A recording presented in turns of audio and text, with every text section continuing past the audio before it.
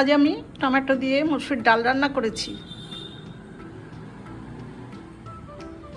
এই টমেটোর ডাল প্রত্যেক বাড়িতেই হয় এবং খুব ভালোই রান্না করেন আপনারা, কিন্তু আমি একটু তাড়াতাড়ি কিভাবে হবে সেইভাবেই আমি রান্নাটা করেছি। এই ডালটা খেতে তো খুবই ভালো লাগে। এখন গরম পড়ছে, এই সময় এই ডাল খাওয়া স্বাস্থ্যের জন্য খুব ভালো। কম সময়ে কম উপকরণে কিভাবে এত সুন্দর ডাল রান্না করা যায় সেই রেসিপিটাই এখন আমি আপনাদের কাছে শেয়ার করব। টমেটো দিয়ে মসুর ডাল করবার জন্য প্রথমে দেখুন 100 গ্রাম মসুর ডাল আমি 1 ঘন্টা মতো আগে ভিজিয়ে রেখেছি। ভিজিয়ে না রাখলেও হয়, তবু আমি ভিজিয়ে রেখেছি, তাহলে ডালটা খুব তাড়াতাড়ি সেদ্ধ হয়ে যায়। আর নিয়েছি টমেটো। এই টমেটোগুলো আমি 300 গ্রাম নিয়েছি। এই টমেটোটা দিয়ে আমি ডালটা রান্না করব। ডালটা তাড়াতাড়ি হয়ে যাওয়ার জন্য আমি এই মসুর ডালটা দেখুন একটা ছোট কুকারে মিডিয়াম আঁচে একটা সিটি দেব।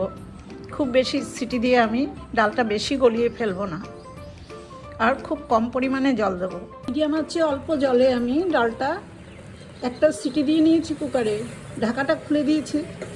ডালটা সেদ্ধ হয়ে গেছে, খুব গলে যেন না যায় সেই জন্যই আমি একটা সিটি দিয়েছি। এবার আমার পাশের বার্নারে গরম জল বসানো আছে, সেই জল পরিমাণ মতো দেব।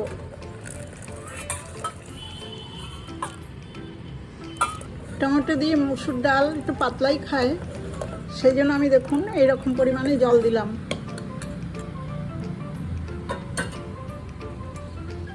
এবার আমি টমেটোগুলো সব হাফ করে কেটে নিয়েছি। দেখুন হাফ করে, আমি খুব ছোট করিনি, এরকম হাফ করে কাটলে দেখতেও ভালো লাগবে, খেতেও ভালো লাগবে। এই টমেটোগুলো এই ডালে দিয়ে দিলাম। ডালে আমি 3/4 চামচ লবণ দিলাম, আর 4-5টা কাঁচা লঙ্কা মাঝখান দিয়ে ছিঁড়ে দিয়েছি, এই লঙ্কাটাও দিয়ে দিলাম। এবার টমেটোগুলো আমি ডালের মধ্যে ভালো করে সেদ্ধ করে নেব। মিডিয়াম আঁচে প্রায় 5-6 মিনিট আমি ভালো করে ডালটাকে ফুটিয়ে নিয়েছি এবং দেখুন টমেটোগুলো সব ভালো সেদ্ধ হয়ে গেছে। এবার একদম 1 পিঞ্চ আমি গুঁড়ো হলুদ দিলাম। ডালে তো খুব বেশি হলুদের দরকার হয় না, তাও একটু দিলে কালার এবং টেস্ট দুটোই ভালো হয়। এবার ডালটা আমি পাশের বার্নারে সিমে বসিয়ে রাখবো, আর এই বার্নারে একটা ছোট কড়াইতে ফোড়নটা রেডি করব। ফোড়নের জন্য আমি মিডিয়াম আঁচে একটা ছোট কড়াই বসিয়ে তাতে 2 টিস্পুন সরষের তেল দিয়েছি। তেলটা গরম হয়ে গেছে, এবার আমি 2টো শুকনো লঙ্কা মাঝখান দিয়ে ছিঁড়ে এই তেলের মধ্যে দিয়ে দিলাম। লঙ্কা এরকম ছিঁড়ে দিলে লঙ্কার মধ্যে ভালো মতো তেলটাও ঢোকে, আর লঙ্কা ভালো ভাজা হয় আর গায়ে ছিটে আসে না। তাছাড়াও আমি যে লঙ্কা দিয়ে ফোড়ন দিলাম, সেই ফোড়নের যে গন্ধটা লঙ্কার, সেই লঙ্কার গন্ধটাও পুরো ডালে খুব ভালোভাবে ছড়িয়ে পড়ে।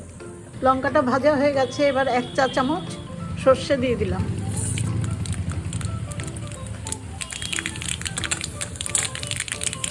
সর্ষেটাও দেখুন ভালো ভেজে নিয়েছি। এবার এই হাতাটার পেছন দিয়ে সর্ষেটা ভালো করে ভেঙে দেব। এবার এই ফোড়নের মধ্যে আমি কয়েকটা কারি পাতা দিয়ে দিলাম।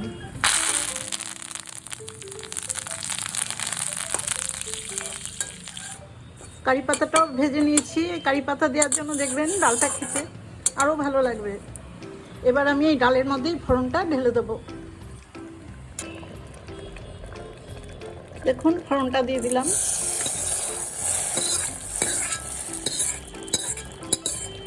খুব ভালোভাবে ফুটছে, একটু চিনি দিলাম, 1/2 চামচের একটু বেশি। সব শেষে একটু টক টক হওয়ার জন্য আমি অল্প একটু তেঁতুল গোলা জল দিয়ে দিলাম। ডালটা একদমই হয়ে গেছে। এবার আমি গ্যাসের ফ্লেমটা অফ করে ডালটা একটা বাটিতে সার্ভ করে দেবো। টমেটো দিয়ে মসুর ডালটা আমার রান্না করা হয়ে গেছে, আমি একটা বাটিতে সার্ভ করে দিয়েছি। গরম বা ঠান্ডা যে কোনো ভাতের সাথেই এই ডালটা খেতে কিন্তু খুব ভালো লাগে। এখন সিজন চেঞ্জ হয়েছে, শীতের থেকে গরম এসছে, ঠিক এই সময়টায় এই ধরনের ডালটা খেতে কিন্তু খুব ভালো লাগে। আমাদের সব পছন্দের ডালের মধ্যে কিন্তু এই মুহূর্তে এই ডালটাই সবচাইতে প্রিয় হয়ে ওঠে। আপনারা এইভাবেই ডালটা রান্না করে খাবেন।